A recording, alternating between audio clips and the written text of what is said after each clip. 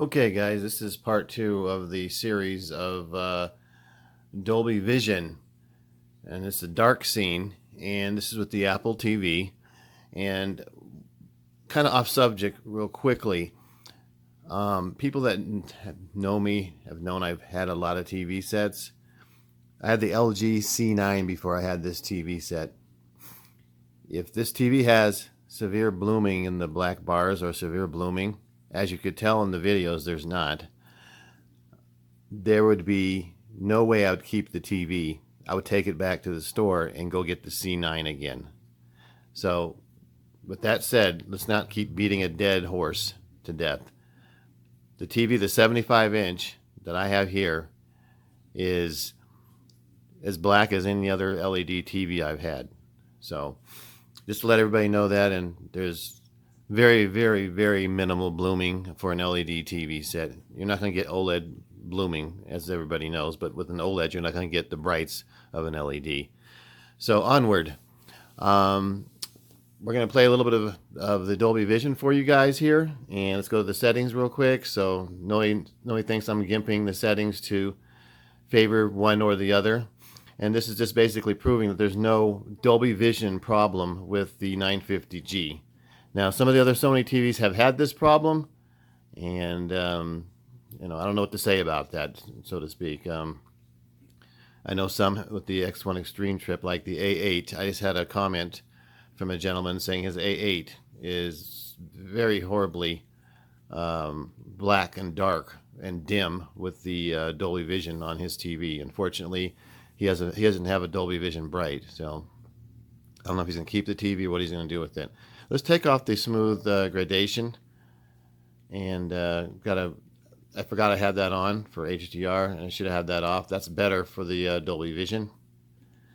And I'm going to do a settings video, so I'm just kind of going through these real quickly so you guys could just kind of see real quick, what's going on with them. I'm not gimping the settings or anything like that like some other YouTubers out there do. And I'm sure you can use your imagination to think of who I'm talking about. Okay, here we go. Cereal, maybe. Toast. Maybe even toast with another person. It'd be a nice thing in the morning, wake up next to someone and have a little toast. I don't want to hear your menu suggestions for my personal life. How about personal life would that be?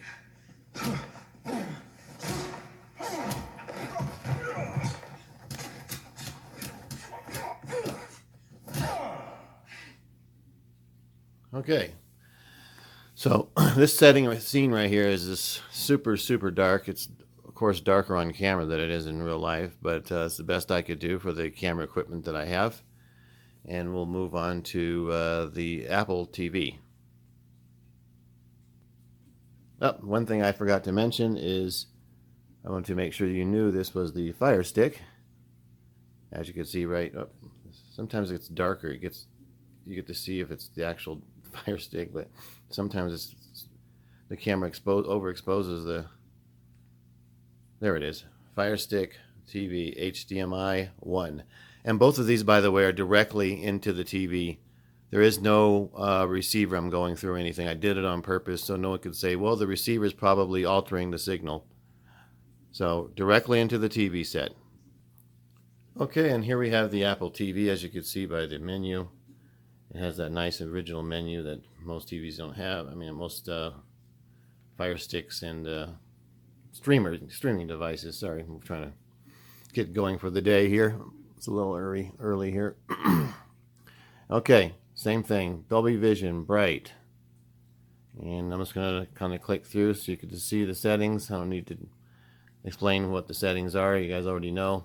And once again, I'm going to have a settings video coming up because I keep getting requests for settings video. So go to the color. I'll have color off. Here's the resolution. Everything's exactly the same. And we're going to take the smooth gradation off again. You take the smooth gradation off on Dolby Vision because Dolby Vision has its own metadata. So, and I can already tell right now that the Apple TV is actually brighter than the Fire Stick. So that is definitely not applying for this TV set. Some of the Sonys do that, some don't. But the reason I could tell it's brighter is because see the lines going across the screen right now.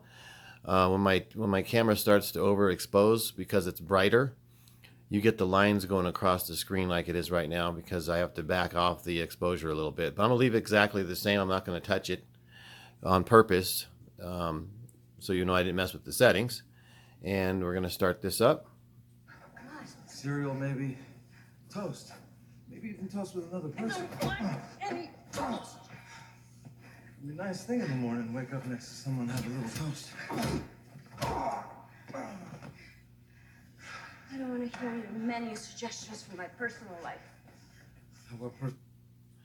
So, as you can see, the Apple TV is definitely bright in dark scenes, as bright as it's going to be for a scene like this, that is. And of course, don't forget the camera is not the greatest, but what I'm seeing here is actually even a way brighter picture than what you're seeing. And there's no problem with the Apple TV for the 950G. So let's go ahead and put that all to rest. And last but not least, let's go to help here so you can see the firmware I have. Let's see here. Hold on. Where's the damn help button here? And there you go. So that's the firmware I have. It's in the upper right hand corner underneath help. And hopefully you guys could see that. Let me zoom in a little bit. Oh, is that too much? No, there you go. You can see it. So there you go. And let's put that to rest for the 950G, 75 inch anyway. And once again, this is probably one of the best TVs I've ever owned. Matter of fact, it is the best TV I've ever owned, along with the C9 OLED TV. And they both have attributes that are similar and some that are apart. So this TV is spectacular. If you could get this TV, this is the best version, 75 inch. And with that said, you guys have a good one.